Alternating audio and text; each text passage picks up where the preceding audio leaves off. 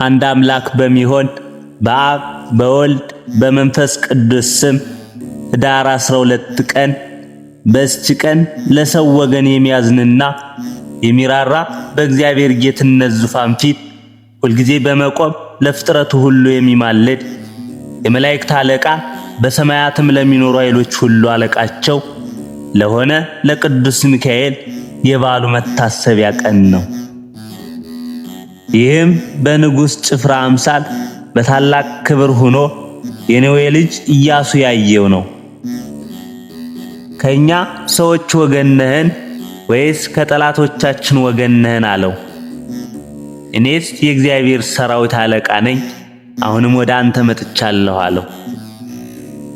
ኢያሱም ወደ ምድር በግንባሩ ተደፍቶ ሰገደለትና በእኔ በባሪያ ዘንድ ምን አቁመሃል ሲል ጠየቀው። የእግዚአብሔር የሰራዊቱ አለቃ ሚካኤል ኢያሱን የቆምክበት ምድር የከበረች ቦታ ናትና ጫማህን ከእግር አውልቅ፣ ኢያሱም እንዳለው አደረገ። እግዚአብሔርም ኢያሱን እንዲህ አለው፣ በውስጡ ያለውን ንጉሷን ከኃያላኑና ከአርበኞቹ ጋር በእጃችሁ ኢያሪኮን አስገባታለሁ። ይህም የከበረ መልአክ ከቅዱሳን ሰማዕታት ጋር በመሆን ገድላቸውን እስከሚፈጽሙ የሚያጽናናቸውና የሚያስታግሳቸው ነው። ስለዚህም ስለ ልዕልናው ስለ አማላጅነቱ በየወሩ በ12 ቀን ለመታሰቢያው በዓል ተሰራለት።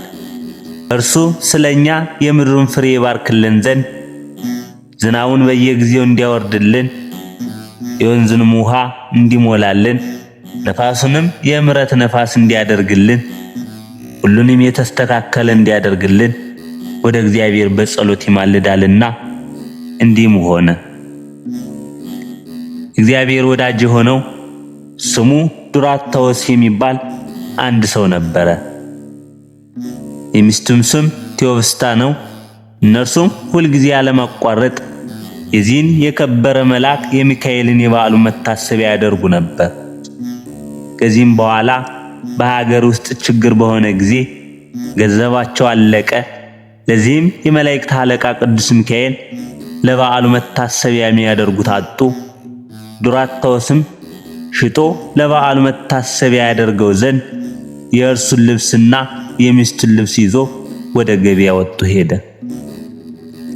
የመላእክት አለቃ ቅዱስ ሚካኤልም በታላቅ መኮንን አምሳል ለዱራታዎስ ተገለጠለት።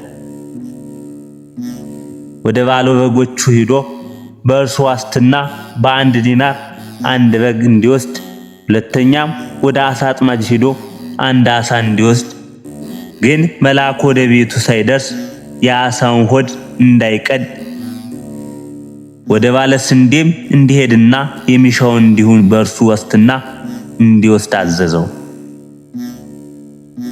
ዱራታዎስም ቅዱስ ሚካኤል እንዳዘዘው አደረገ። ወደ ቤቱም በተመለሰ ጊዜ በረከትን ሁሉ ቤቱ ተመልቶ አገኘው። እጅግም አደነቀ።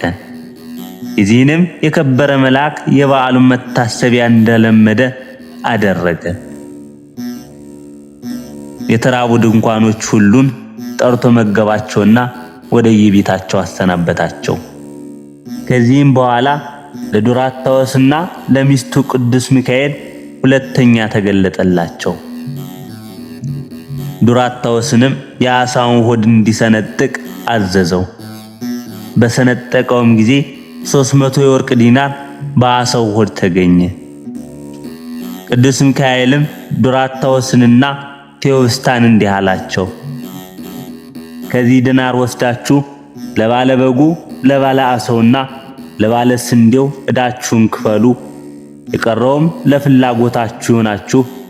እግዚአብሔር አስቧችኋልና በጎ ሥራችሁን መስዋዕታችሁንና ምጽዋታችሁን አስቦ በዚህ ዓለም አሳመረላችሁ። በኋላኛውም መንግሥተ ሰማያትን አዘጋጅቶላችኋል። እነርሱም ሲሰሙ ስለዚህ ነገር ደነገጡ። እርሱም ከመከራችሁ ሁሉ ያዳንኳችሁ የመላእክት አለቃ እኔ ሚካኤል ነኝ። መስዋዕታችሁንና ምጽዋታችሁን ወደ እግዚአብሔር ፊት ያሳረኩ እኔ ነኝ። አሁንም በዚህ ዓለም ከበጎ ነገር እንድታጡ አላደርጋችሁም አላቸው። ይህንንም ብሎ ወደ ሰማያት ወጣ። እነርሱም ሰገዱለት። ተአምራቱም የማይቆጠር ብዙ ነው። ለእግዚአብሔር ምስጋና ይሁን።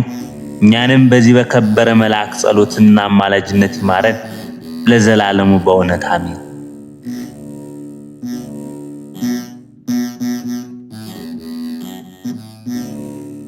ዳግመኛም ዳር 12 ቀን ቅዱስ ሚካኤል የሲመቱ ቀን ነው። በዳር ወር በ12ኛው ቀን ቤተክርስቲያናችን የታላቁ መልአክ ቅዱስ ሚካኤልን በዓል በታላቅ ድምቀት ታከብረዋለች። አምላካችን እግዚአብሔር ሳጥናኤልን በትዕቢቱ ምክንያት ከስልጣኑ አውርዶ ወደ ምድር ሲጥለው ቅዱስ ሚካኤል በእርሱ ቦታ በ10 ከተማ በ100 ነገደ መላእክት ተሾሟል። የቅዱስ ሚካኤል ሹመት በነገደ መላእክት ላይ ብቻ ግን አይደለም፣ ነገር ግን የእግዚአብሔር ሕዝብ በሆኑት ላይ ጭምር ነው።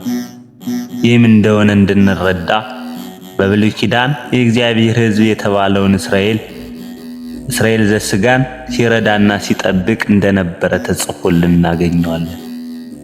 በመጽሐፍ ቅዱስ መልአኩ ቅዱስ ሚካኤል ለኢያሱ በኢያሪኮ ምድረ በዳ እንደተገለጠለት ዓይኑን አንስቶ ተመለከተ። እነሆ የተመዘዘ ሰይፍ የያዘ ሰው በፊቱ ቆመ። ኢያሱም ወደ እርሱ ቀርቦ ከኛ ወገን ወይስ ከጠላቶቻችን ወገን ነህን አለው። እርሱም እኔ የእግዚአብሔር ሰራዊት አለቃ ሆኜ አሁንም ወደ አንተ መጥቻለሁ አለው።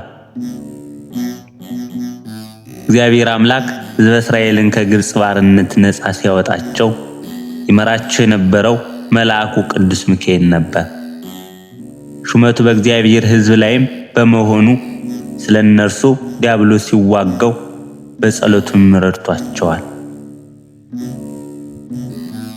ነገር ግን ኃጢአት ሰርተው ሲያገኛቸው ለእግዚአብሔር አድልቶ ኃጢአተኞችን ስለሚቀጣ እግዚአብሔር ሕዝቡን በፊቱ ተጠንቀቁ፣ ቃሉንም አድምጡ፣ ስሜም በእርሱ ስለሆነ ኃጢአት ብትሰሩ ይቅር አይልምና አታስመርሩት ብሎ አስጠነቀቃቸው። ይህም ቅዱስ ሚካኤል በእግዚአብሔር ሕዝብ ላይ መሾሙን ያስረዳናል።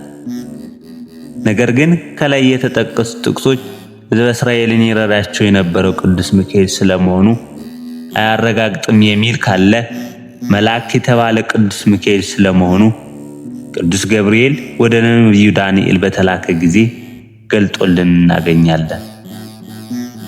ቅዱስ ገብርኤል በእግዚአብሔር ሕዝብ ላይ ቅዱስ ሚካኤል ስለሾመው ሲመሰክር በእውነት በመጽሐፍ የተጻፈውን እነግርሃለሁ፣ በዚህም ነገር ካለቃችሁ ከሚካኤል በቀር የሚረዳኝ ማንም የለም ብሏል። ለዚህም ለኢያሱ የተገለጠውና እስራኤላውያንንም የመራው መልአክ ቅዱስ ሚካኤል መሆኑን እንረዳለን። ቅዱስ ሚካኤል አለቅነት በአዲስ ኪዳንም እንደሚቀጥል የነቢይ በትንቢቱ በዚያን ዘመን ስለ ሕዝብ ልጆች የሚቆመው ታላቁ ሚካኤል ይነሳል በማለት ተናግሯል። ስለዚህም ቅዱስ ሚካኤል እኛን ከሰይጣን አሸከለና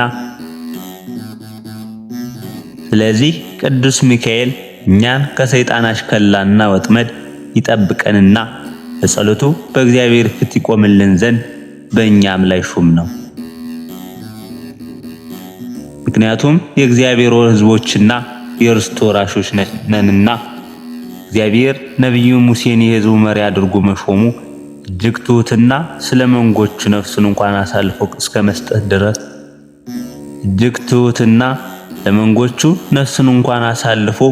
እስከ መስጠት ደርሶ ስለሚወዳቸው ነበር።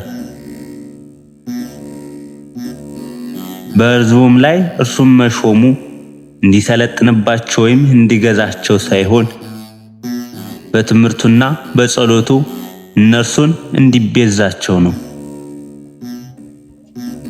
እንዲህም ስለሆነ ቅዱስ እስጢፋኖስ ስለ ሙሴ ሲመሰክር እግዚአብሔር ሹምና ቤዛ አድርጎ ላከው፣ እንዲሁ ቅዱስ ሚካኤል ነው። ቅዱስ ሚካኤል እጅግ ትሑትና ለሰራዊቱ ተቆርቋሪ የሆነ መልአክ በመሆኑ በመላእክትና በእግዚአብሔር ሕዝብ ላይ መሾሙ ልክ እንደ ሙሴ በእነርሱ ላይ ሊሰለጥንባቸው የሚገዛቸው ሳይሆን መላእክትን ሊመራ እኛን ደግሞ ከሰይጣን ጥቃት ሊጠብቀንና በጸሎቱ ሊረዳን ነው። ጌታችን መድኃኒታችን ኢየሱስ ክርስቶስም ቅዱሳን መላእክትን እኛን እንደሚጠብቁንና እንደሚራዱ እንዲሁ ስለኛ በፊቱ እንደሚቆሙ ሲያስተምረን ከነዚህ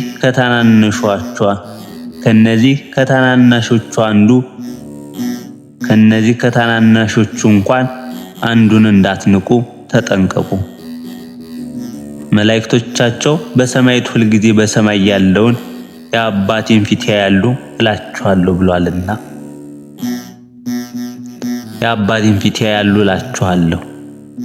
እኛን ይጠብቁ ዘንድ የተሰጡን ቅዱሳን መላእክት ስለኛ እንዲህ የሚቆረቆሩና ስለ መዳናችን የሚተጉ ከሆነ በቅድስናው ልቆ የመላእክት አለቃ ሆኖ ተሾሞ ቅዱስ ሚካኤል እንዴት ስለኛ በእግዚአብሔር ፊት ይበልጥ አይቆምም? እንዴትስ በተሰጠው ስልጣንና ኃይል አይረዳን? እርሱ ለሕዝቡ ልጆች የሚቆመው መባሉም እኛም በጸሎትና በተራዲነቱ የጽድቅ ሕይወታችንን በሚገባ እንድናከናውን እንደሚረዳን የሚያሳይ ነው። የመልአኩ ቅዱስ ሚካኤል ጸሎትና በረከቱ በእኛ ላይ ለዘላለሙ ይደርብን፣ አሜን።